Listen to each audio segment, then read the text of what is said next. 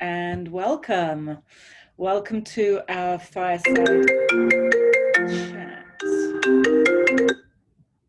That's interesting. And my phone actually is on silent, but that came through on my computer. So I'm actually going to turn my phone off. Technology. Technology is so darn good. It just keeps on catching you, doesn't it? Wow. All right. So we'll start that again. Welcome, everybody. My name is Elizabeth Foster. For those of you that don't know me, I'm the president of NAWBO, the New York City, which is the National Association of Women Business Owners. We're an organization that has been around for 45 years. We're actually 45 years this year, which is really exciting. And we started when a woman business owner could not get a loan without, or a credit card, in fact, without a male family member co-signing.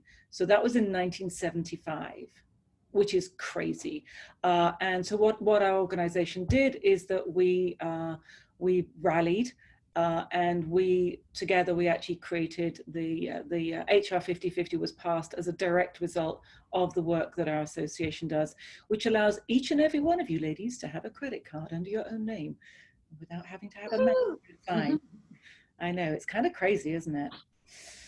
All right, so today we are joined by Lee Wright, and Lee is actually, Lee and I have a very interesting story. So we were introduced when I first came to America. That was probably about 7 years ago. And then I moved here about 6 years ago, something like that, roughly. And at that point, so, and we met and we just automatically had such a great connection, and we just became good friends, and we shared a lot, and we just, you know what, sometimes when you meet that person and you just go, oh, you're one of my tribe, and you just kind of know what it's all about. So Lee and I have that connection. And then, of course, I found out what she did, which was really cool. So she was actually introduced through my husband, and they're both in the design industry. So Lee's, she trained as I know an interior designer. I know there's some architecture, a little bit of architecture in there as well. She'll tell you more about it. And feng shui. So actually she and my husband have a lot in common from that point. So it's perfect that we're talking today and he's about to walk through the door. So, I know, so great. All right, so Lee, thank you so much for coming to join us. I'm actually gonna change my background because whilst it's kind of fun, it is a little distracting for me. So I'm actually gonna. You look like you're a hologram, honey. You look like you're actually already with your husband in the back room. There you go. So here we go. Let me just go back to, this is my real background. This is my business. So, but it's a little bit of fun to start us off with. So Lee, tell us, I know that you've been in the design world for many, many years. How did you get interested in it? What was that starting point? And tell us a little bit about your background and how you got into it and where you trained, and then we'll kind of get into the real meat about what we're talking about today, which is going to be how to design a sustainable life. And that is, sustainability right now is huge, but I digress.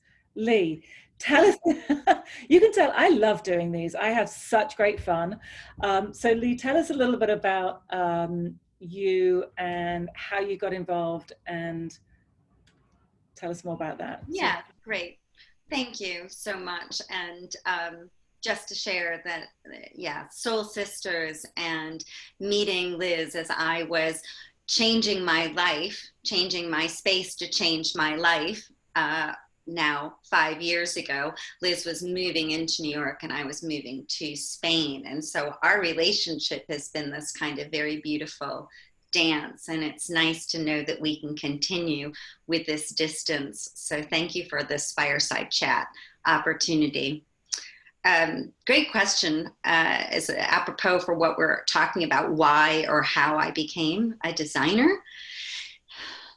I think I learned early on that my space deeply impacted how I felt inside, and I was constantly changing and rearranging my entire house. So probably to the horror and dismay of my family, but it was something that I intuitively understood, that our space, the interior spaces, our built environments, made a very big difference with it. And that seriously was a trajectory that started my whole life. I'm one of those lucky people that I studied, I went to college to study advertising. And I hated it, and I almost failed my first semester. And I realized that they had an interior architectural department. And so I immediately switched. My heart told me it was the right thing to do. It was a very difficult program to get in, but for some reason they accepted me. And 5 years later, I had a great degree in interior architecture and knew that I had found my passion, designing spaces for people. A very long, windy road leads me to here, where I'm talking in a more holistic way about designing a sustainable life, whereas interior design is just one part of that, right? And many of you may recall that I did a lecture last summer on this, and that lecture was inspired to share my changing my own space to change my life. As I shared that when I met Elizabeth, I was changing my space.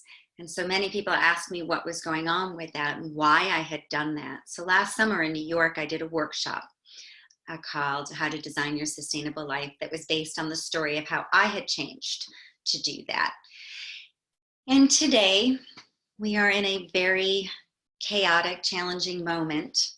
And it seems apropos to start this conversation again. And why I'm here right now with, the president of NAWBO, who is also just one of my dear friends, is because we were having that chat. Because I'm having this important chat with anybody that is willing to have this chat with me. And if you guys are on this call, it's because you too recognize how important this moment in time is. It's a very vulnerable moment. We are in a massive, massive global humanitarian, our whole human connectedness is in a transformation. We are in a moment of great change. And I'm guessing if I asked you, are you feeling a little bit of the chaos that's out there? We're in a brand new world. Most of us are in confinement wherever you are. I happen to be in Europe. I think all of you guys are in the New York region, but it's all over the world, right? And, it's about how we got to this point that brings this conversation to the top, right, Elizabeth? Why we were talking about why sustainability is so much important. Because we have to start looking again at what is sustainability. And with that, I'm really happy to be sharing my story and my 4 tips on what I think are the foundational pillars for building a new, more sustainable life. But I want you to type in questions. If we can't get to it in this next 45 minutes, I want to continue this conversation with each and every one of you that is interested in having this conversation. I'm going to try now to use technology, and I'm going to share my screen with you. Let's see, can I do this? Lisa's Zoom newbie. Woohoo! There she goes. Okay. So I think I've done it correctly, right? Is everybody telling me it's good? Yeah, you can see the sustainability definition. This is my definition. Living a life that can be done so in harmony without long-term negative results to yourself, others, or the planet. This is me simplifying. I don't want to go kind of highbrow. I don't want to go Oxford Dictionary on you. I want to share what I think is really important about where we are in this moment in time. Sustainability has been a cornerstone to my design business and my life for a long time. as Elizabeth shared with you. I both do interior architecture and holistic design and feng shui, which is also a way of looking at things in a very holistic, big picture way. And that's pretty much what sustainability is about. Sustainability is looking at everything. And I believe that right now we are in this position because the world was not in a very sustainable place. We were living in a very immediate gratification moment, and that is something that is counterintuitive to what sustainability is about. Sustainability is about long-term visioning. And I'm a big believer in trying to help people figure that one out. Let's see. So 2 questions I have started asking myself quite a long time ago are about making my decisions. Is this sustainable for myself, for the world, and for everyone? And can this decision, action, and business be sustained? This is a really pertinent slide because it's by a dear friend of mine who is no longer with us. But Raphael Love was a person that made this quote because we were having this really important conversation in 2012. So here we are in 2020, and I'm still asking the same questions, but I'm inviting you to start asking these questions yourself every day about all the decisions you make. Today, I'm going to share with you my 4 foundational pillars. We need to connect more. We need to slow down. We need to be in nature more, and we need to make it simple. I'm not going to be the first person that has shared this with you. You know, you guys are all smart. My guess is most of you are on this call because you're pretty conscious human beings. You are mindful and aware. Most of you, I guess, because we're part of the NAWBO group, are women business owners. So you're out there, you're entrepreneurial, you're wanting to make a difference in the world. These 4 tips are hugely important, but it's interesting because right now I'm sharing this with you again because I shared it last summer. I started the conversation 10 years ago, a decade ago. I teach sustainability courses, bathroom design, kitchen design, all these things to help my design tribe become more conscientious of the choices and the decisions they make and how they impact the world. And the reason today is so important, and Elizabeth, I think you can attest to this, is because now we are in a moment where we've been forced to stop. We've been hit hard with a global crisis that is challenging our health systems everywhere. And we thought we had time. We thought we could make these changes. We thought slowly we'll do it. Someone else is taking care of it. People, I'm here to tell you that's not true. I live in Spain. Spain is a disaster right now. You guys are in New York City. We don't have time. We don't. The time is now. And during my own confinement, I have also been having to reevaluate my own internal stuff and listening to one of my own personal gurus is Eckhart Tolle, big believer in the power of now, learning again to be present, to be in this moment. Because for me, that helps me to stop the clutter in my brain, stop too much worrying about the past and the anxiety about the future, and allowing myself to get present. And with that presence, this time is all we actually know that we have. It will help you. But one of the biggest shifts we've got to make is thinking that we can do it tomorrow. In Spain, it's always like mañana, mañana. Listen, that is obviously not working. You can just see by reading the papers or listening to anything that's going on in Spain. That manana attitude is not working. The second big myth buster, people, I got out there, we have got to break this collective delusion that we have got that work is super important, that money is super important. I became a holistic designer because I realized, and a feng shui specialist, because I realized our life is a little bit more complicated than just that. In feng shui, there are 9 guas, 9 areas of your life, and that is a whole life. We need to break that. I'm not going to get into the ideology and politics and all of that, but the dogma and the ideology of capitalism is a bit of a broken system. It gets us to keep believing that work and money is more important than anything else. I know that you guys are all educated, you read, you're in this moment too. You're stuck at home in confinement, so you probably are reading the news, or at least reading online news sources. And there is a struggle going on right now, but we need to break that. We need to break the pattern of thinking that work and money is all that there is.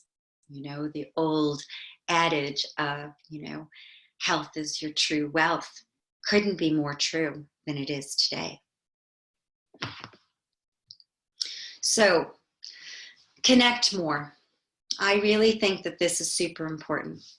This is the year of Metal Rat 2020 from a Feng Shui New Year perspective, and I did a talk on it in January. And the number one thing I felt energetically when I was reading all of the charts and listening and talking to people was, we need to have creative collaborations. We're not supposed to be doing this stuff alone. We aren't supposed to be doing this alone. And even more so, we are not in competition. This is a global problem, and we need to start acting like a whole species, all human beings. Not fighting your neighbor. There's a lot of that going on. I'm seeing it happening in the States, between states, because we don't have a leader at the top. It's happening in Europe with the European Union. That's not working. The only thing that we can control is our own self. We need to break part of that pattern that I believe that our society has made, where we become competitors against each other instead of collaborators with each other. And right now is a perfect moment to readjust that and start working together as teams. We need to start resisting that kind of urge to be competitive with each other and be much kinder, much more about focusing on those in need, and being in feng shui and a holistic practitioner. I really believe in the power of gratitude for what I do have. I'm incredibly grateful for what I have, because there's a lot of people who are suffering significantly more than anyone in this chat is. And anything I can do to try to help them now and in the future is something that I'm also going to invite you guys to do. So the big thing is about connection. It's really nice that technology allows us to connect this way. It's a beautiful, beautiful thing. And I'm incredibly grateful for this, because it's something that 5 years ago when I moved to Spain, I can disclose this now, I wasn't sure I could do that. But I needed to get out of Dodge. I needed to leave New York City. I needed to change my space and go somewhere different that was more healing for me. And I had hoped that I was going to be able to do my job online. And I have discovered that I can. Thanks to people like you who are open. And even if I'm not like the Zoom queen yet with this technology, I have other platforms that I know how to use. But it's about connecting with your heart and being with your intention to connect and stay connected with people. I have a friendship with Liz in New York City, and I live in Spain for 5 years. We met just as I was leaving. So you can connect. Don't let those old stories and those old patterns stop you from doing that. Right now, we need to be empowered together We need to work as a society and a collective in your communities, as well as kind of from a global perspective. The second thing, slowing down, anyone that knows me knows I talk about this a lot. I know New York City's vibration is a little bit different. It must feel amazing now. I remember during the blackout in New York, how it went from this kinetic kind of crazy energy to really calm. I'm imagining New York must feel similar to that right now, yeah? So slowing down, this is forced slow down. I get it's kind of almost like taking away your, ice cream from a kid or from an addict. It's like, we're so busy. I know I was that person for a long time. This forcing you to slow down is a great opportunity to reset a pattern in your brain that busyness is not serving you. Another thing that I think our society has sold us, and we bought it. Work really hard, get on that little treadmill, run. When you are busy, you do not think properly. Mental chaos creates an inability to process information. I get that probably sounds like you get it, but really listen to that. Chaos stops you from making good decisions. It stops you from getting clarity on everything. And so you really need to breathe into the fact that you have been forced to slow down. Do not do what a lot of people are doing, which is, I can't wait until this is over and I can get back to life as normal.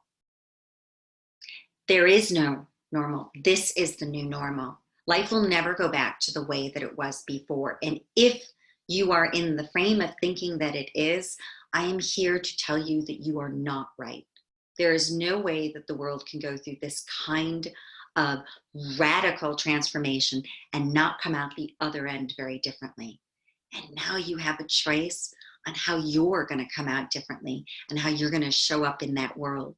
And if you allow yourself to jump right back onto that treadmill, then you are missing one of the greatest opportunities to transform your own life and the life of everybody around you, because there is a massive ripple effect, people.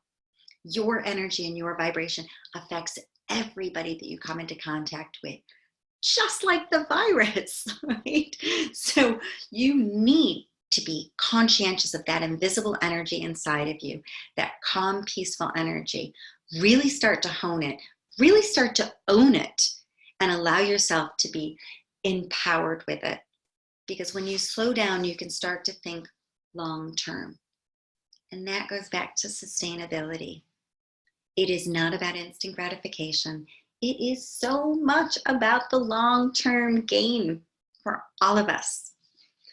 Number 3, you got to be in nature. It is something that I know you can do when you're in a city. I see it. You can appreciate a flower, a tree.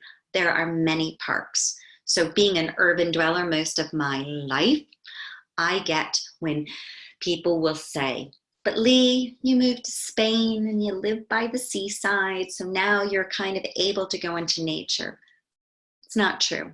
When I was in the city, I made sure that I was connected to nature too, on a regular basis. And that, I believe, contributed to my holistic approach, my desire to be more sustainable, and my complete connection with the problems in our climate and our environment.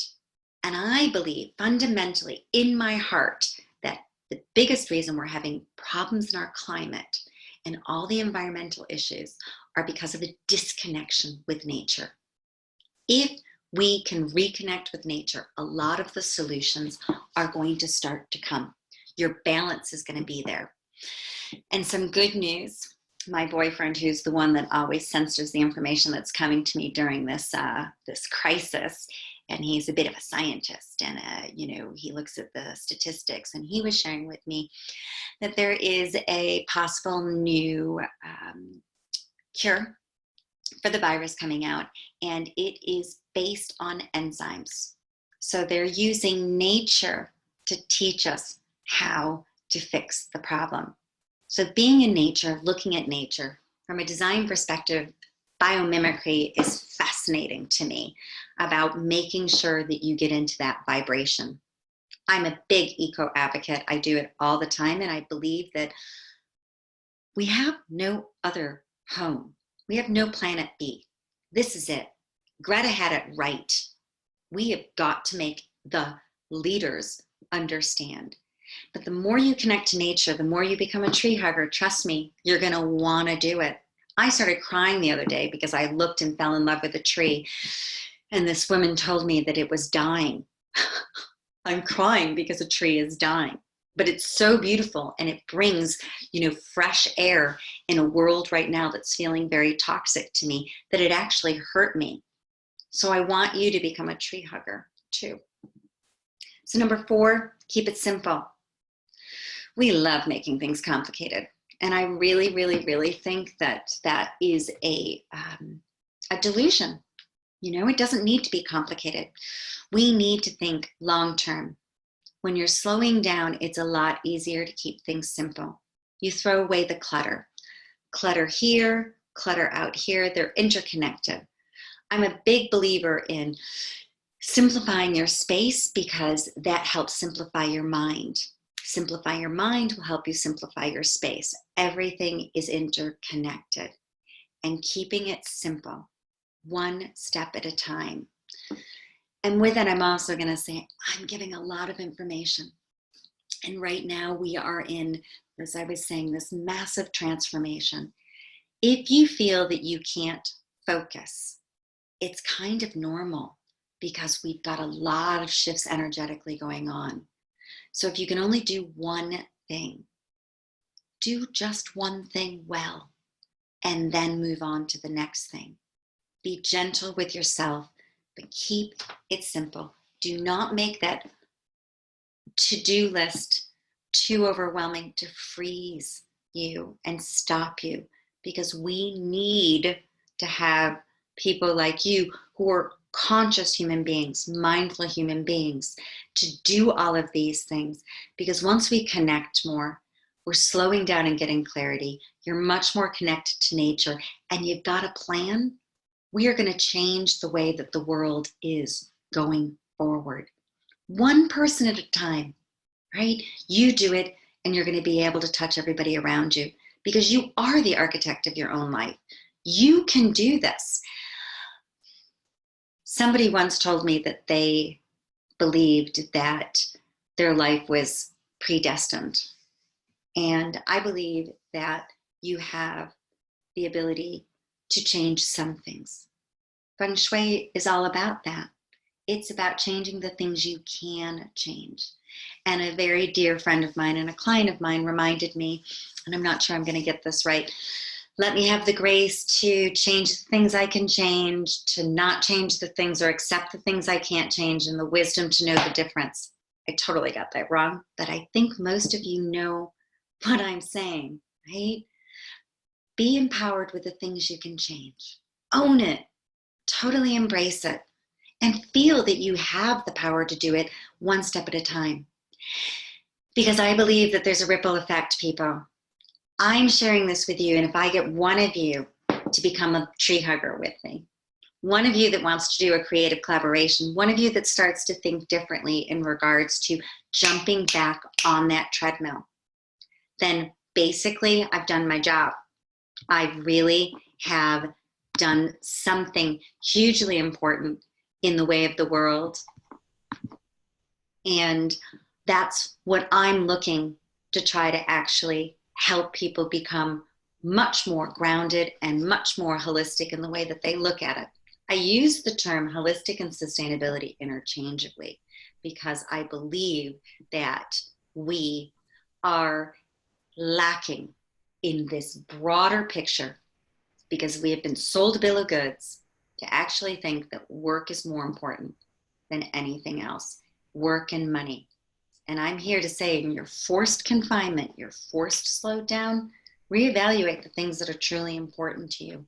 Start making connections, not only with old friends that you've missed and you're doing a Scrabble party with, or a book club, or you're having your drink party, but connect with people that you want to do business with.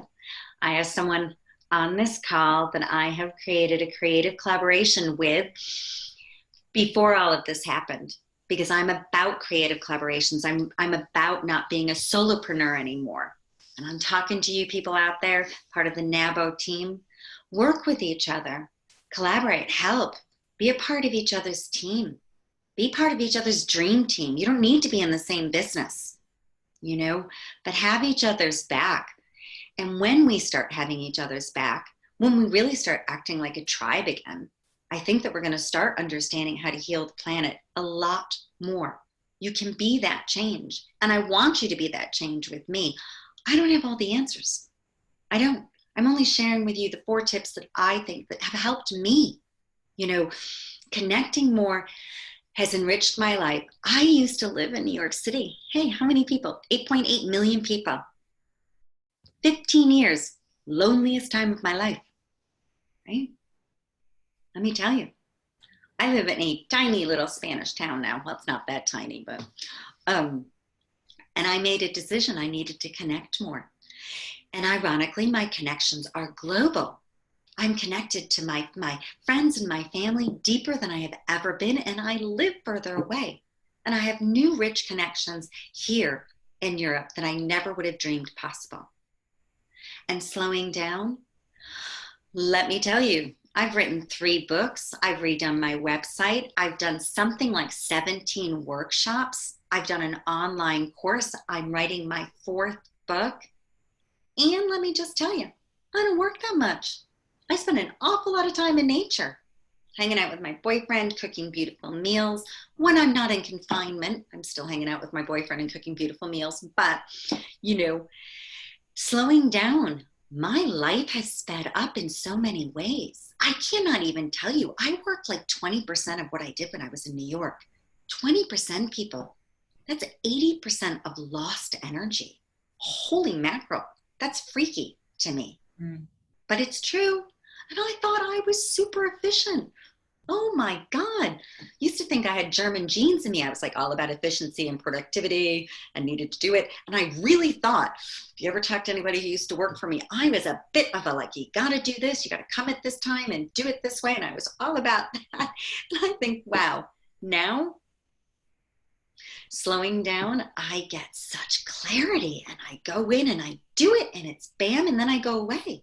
It's richer. It's much, much better. And boy, do I love being in nature. And right now I am so missing it. And the reason that we're having this conversation, we are stuck inside, right?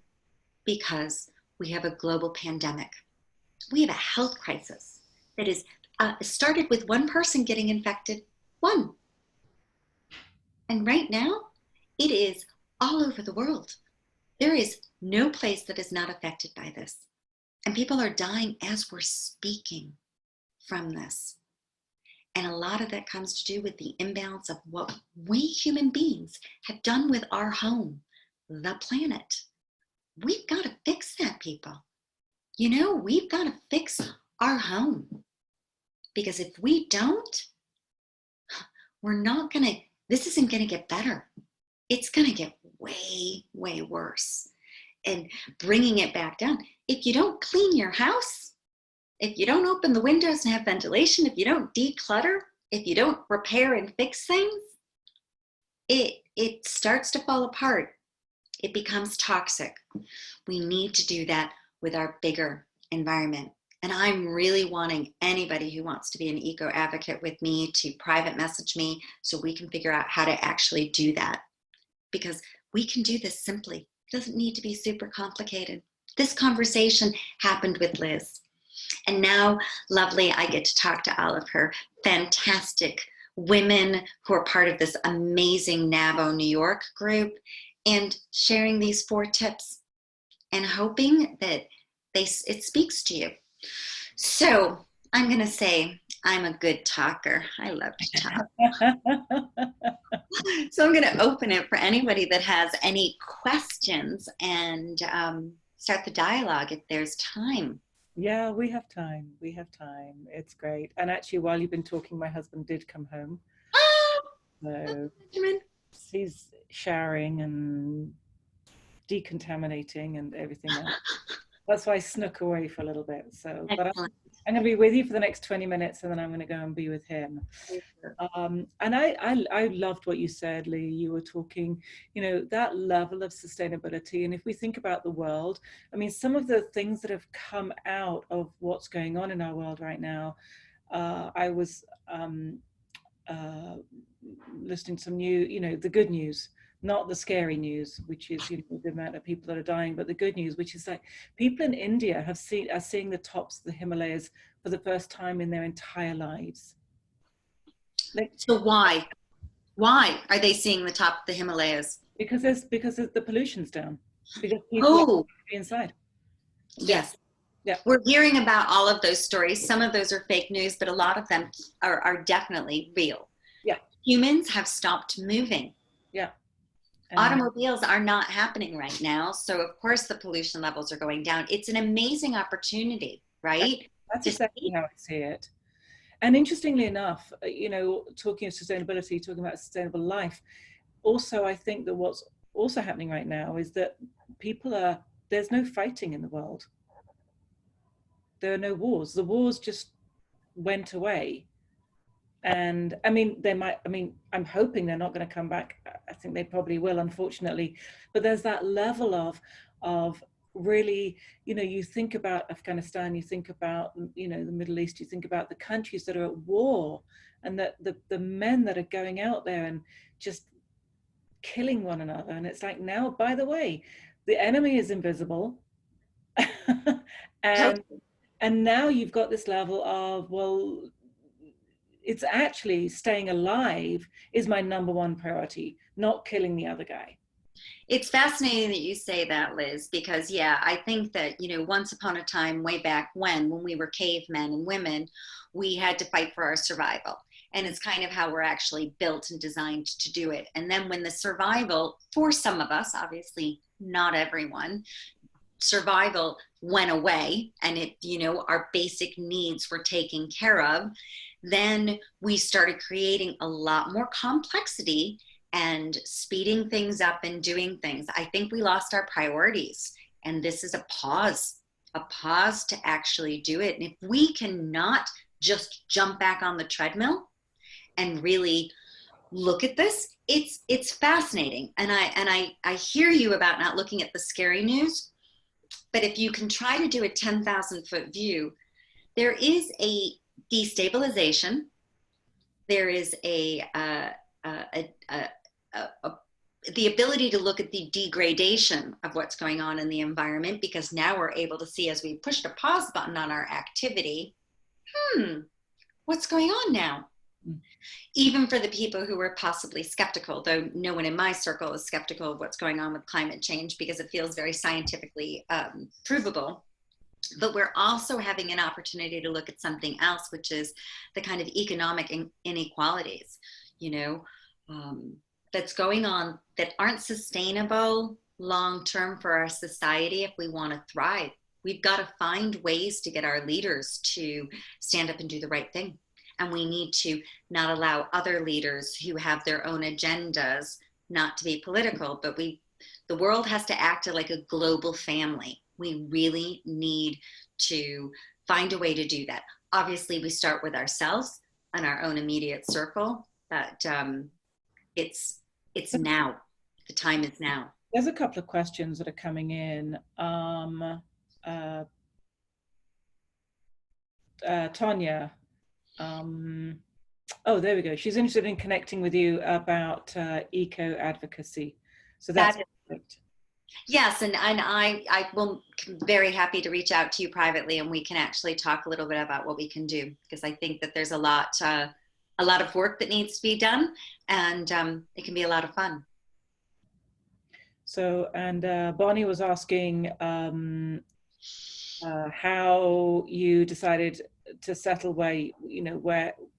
So basically, Tell us about the Spain bit, because that's kind of interesting. It's like, why Spain, Yeah. and why there, and what was that? What was that thing? What was, for me? It's about, what was that pivot point that you reached, that you went, okay, my life is not sustainable in the present format, in the way it's working right now. So tell us about, what it was in you that made that happen. Yeah.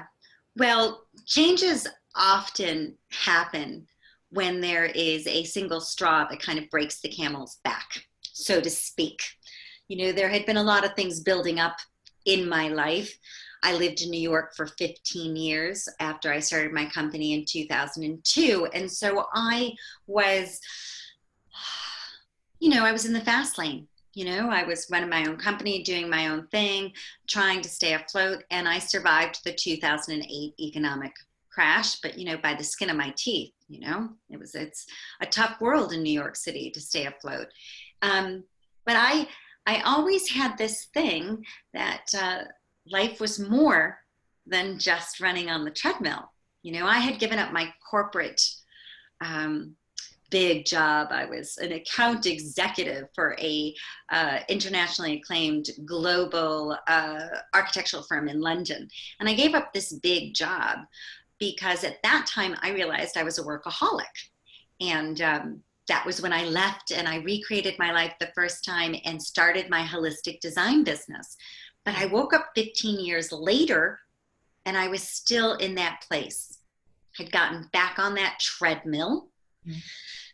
Love what I do. I love what I do. I really do. And I keep morphing and changing it. But at that time in New York, the speed and the vibration of that particular city, the sensibility of what the city was actually changing towards, a little bit less creative and mom and pop and a little bit more corporate and a little bit more fast paced. My own values were shifting.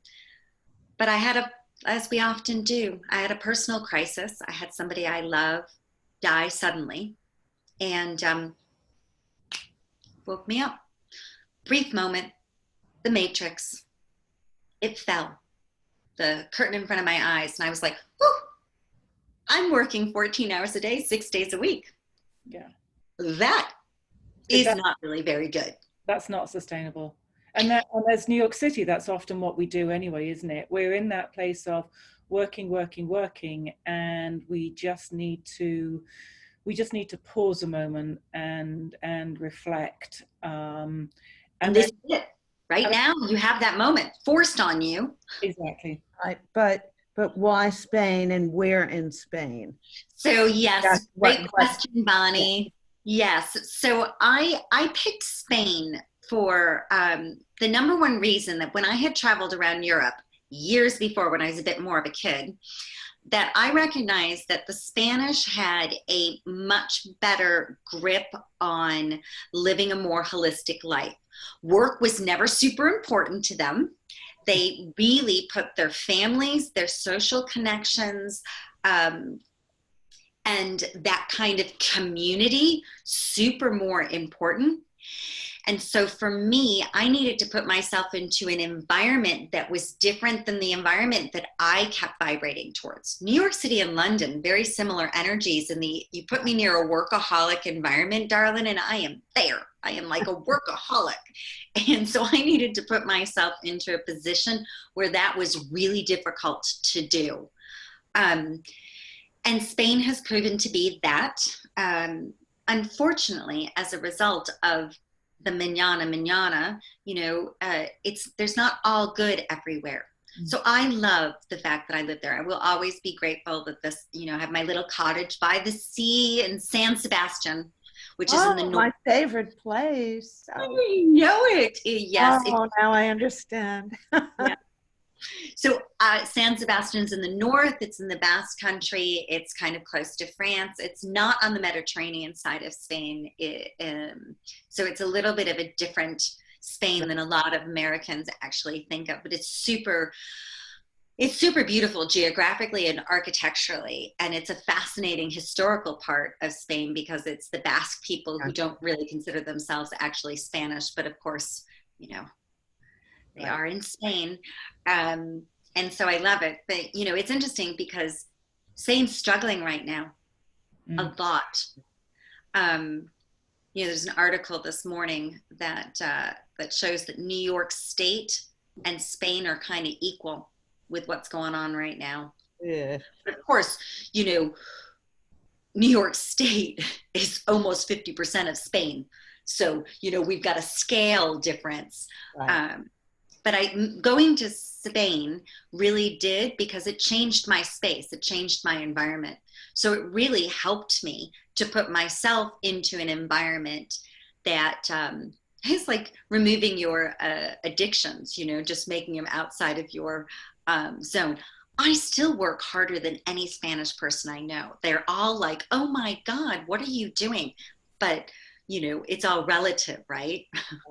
Right. So Lee, interesting. Lee, we have about 10 minutes left, and I would just love to use this time for people just to kind of get a little involved here. And having thought about the conversation that Leah shared with us about sustainable life and what that looks like, and how we can, you know, what's really important to us. I am going to ask each and every one of you just to share one thing that you either that you learned today that you're going to take away and you're going to implement in your life, or one thing that you're going to change. It may not have been to do with the conversation that we've just had, but thinking about a sustainable life. You know, I love that. And can I just answer a question from Diana first? Because I think that that's also a very valid point. Quickly. Yes, very quickly.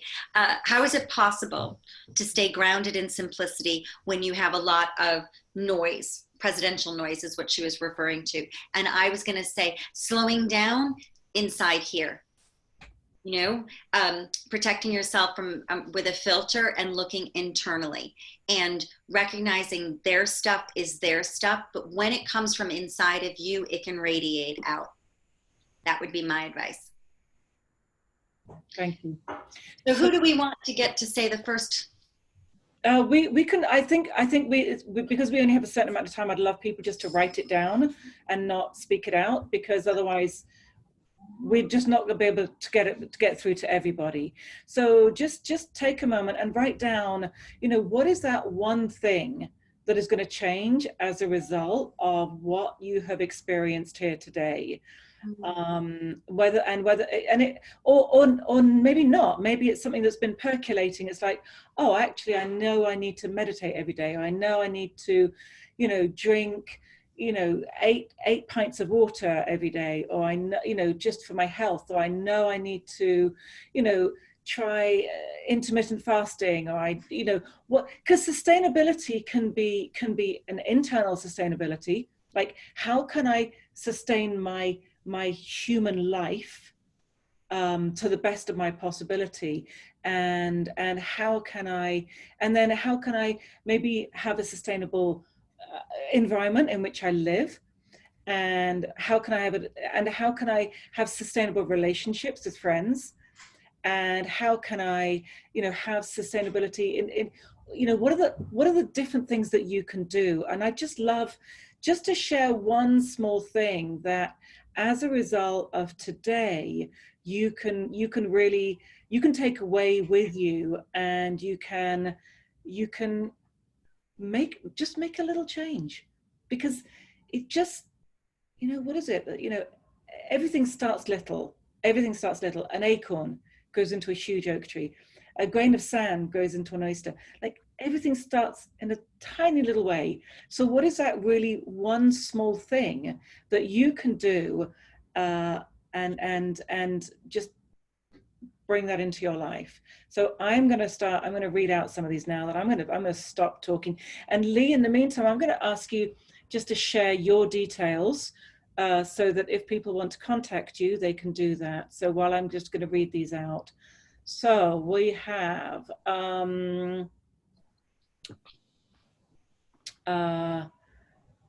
you don't need to feel guilty about not being a workaholic during this pandemic. Yep, that's true. I mean, right now, I mean, my life has been, I have not had my husband the past 4 weeks, which is probably it's probably worked out well, because I have stepped in and stepped up in NAWBO, and we've been doing calls every single day. And Friday is just when I host them, but we do calls every single day. So I hear what you mean, Kat, absolutely. Time to integrate. Yeah, and Esther, think about what that integration looks like in your life. So just that would be my kind of comment about that. Bonnie, to tone down the busyness. So yeah, Bonnie, think about what one specific thing would help you tone that down so that you're not quite so busy. So the toning down is the end result, but what can you do in order to get there? Christina, meditate daily so that you're centered within. Love it, absolutely love it. So important. When we go within, we can connect with our inner wisdom, because actually we are incredibly wise human beings. So it's like connecting with that, and what does that even mean? Carly talks about connect with others. You isolate too much already. Yeah, perfect. And so think about, Carly, think about that level of, you know, what can that connection look like? Maybe it's you have one phone call a day with a friend. Maybe. I mean, and a real connection with a friend. I mean, but I mean, that might just be one of the things. Diana, you talk about gratitude. On the very first one of these events, I ended up giving people homework, and I said to them, I want you to start your morning with gratitude. What are you grateful for? Because what you focus on grows. And if you focus on the gratitude that you have in your life, then that is what you can bring into your life. So that will grow. So I love that, Diana. Thank you for sharing. Tonya,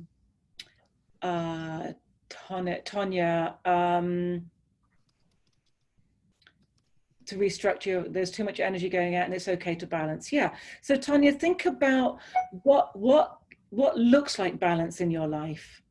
What actually does look like balance? I mean, and that's what I'm trying to get you all to do, is like, we know what we want, but what do you need to do in order to get there? Slow down, connect with, so Sandy, thank you. Slow down, connect with nature, drink more water, meditate. Yeah, perfect, great. And think about, what does slowing down actually mean? So does it mean once an hour I'm actually going to like set an alarm every hour, and I'm just going to stop for 2 minutes, just like shh, and just be in that place.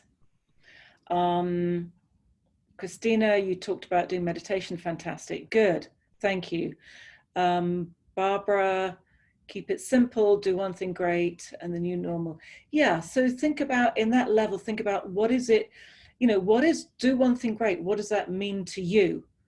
So just have that clarity around what that means to you. Carolyn, consistent schedule with a balance of work, relaxation. Yeah, exactly. So, and maybe that's what we need, because right now I truly believe that this is an opportunity that we have. There's Lee's details. Thank you so much. So you're welcome to contact Lee. Nadej, stop holding on so tightly, relax. Yeah. And I think that relaxation comes through that level of stopping and going within as well. So I think that is beautiful, Lee, and there's some information from Lee as well. So we are just about done. I'm actually going to stop the recording. I'm going to say thank you so much, and I'm just going to wrap it up. And then, so it's been great to have you here, and look forward to seeing you soon. Thank you, and I wish everybody health and safety through this time. And if there is anything that I can do, I extend my details to you. You can contact me. I'm really happy to chat with anybody more about any way that I can help.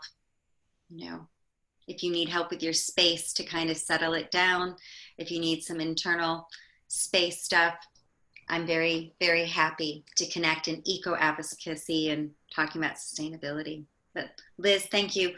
Go Darcy. Thanks so much. Thank you, everybody, for being a part of